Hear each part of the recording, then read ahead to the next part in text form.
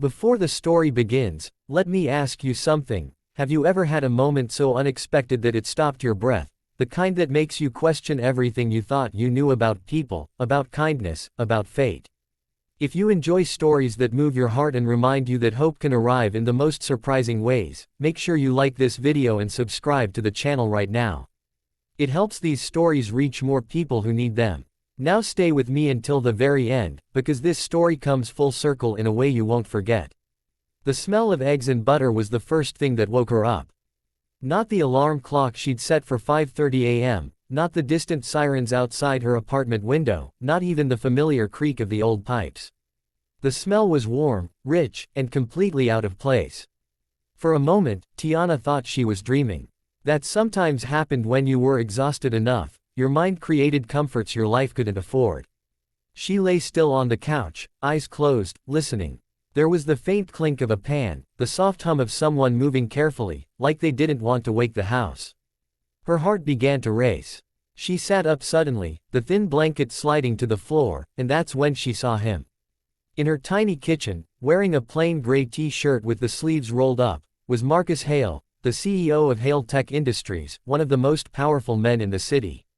He stood at her stove, calmly flipping pancakes as if this was the most natural place in the world for him to be. For a second, Tiana couldn't move. Her mind screamed questions she couldn't form into words.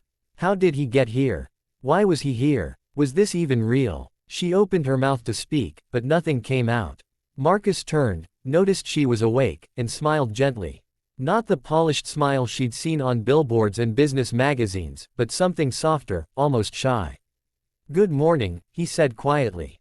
"I hope you don't mind. I didn't want the kids to wake up hungry." Frozen. That was the only word for what Tiana felt.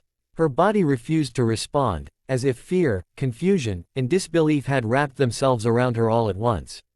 This was the man who signed her paychecks, the man whose name sat at the top of emails she barely dared to open. And now he was in her kitchen, making breakfast for her children.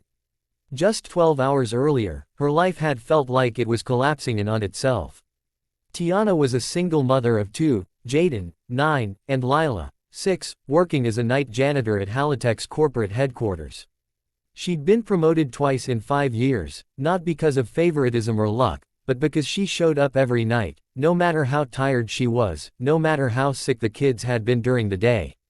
She cleaned offices where people made more money in a month than she made in a year, and she did it with quiet dignity.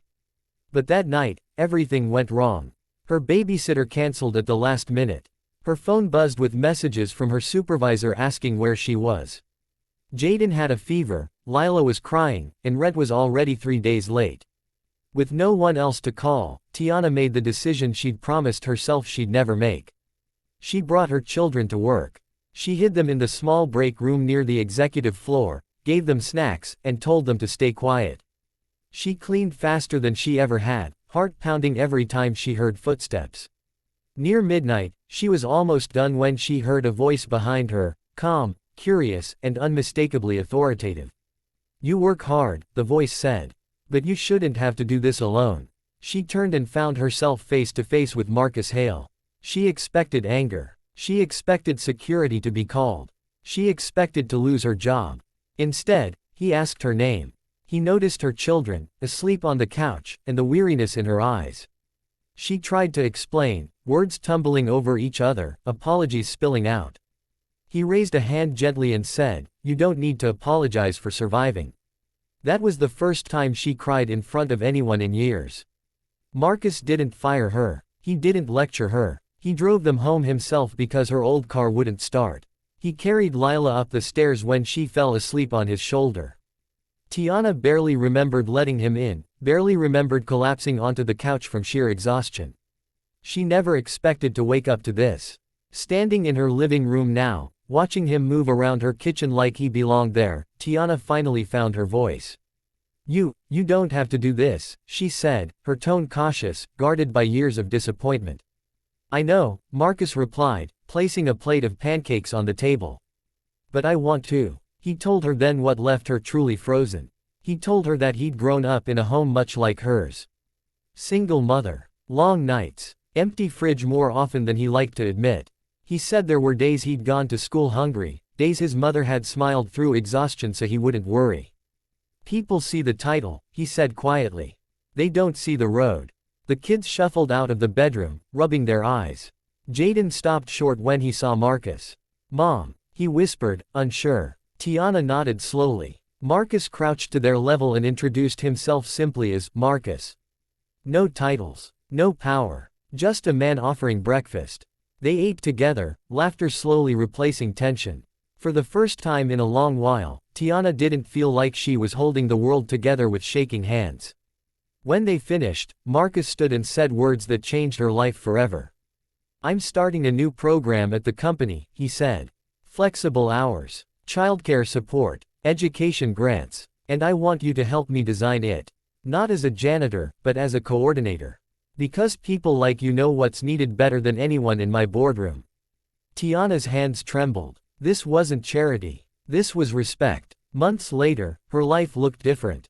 Not perfect, not easy, but stable. The kids were thriving. She worked days now, helped other single parents find balance, and for the first time, she believed her hard work had meaning beyond survival.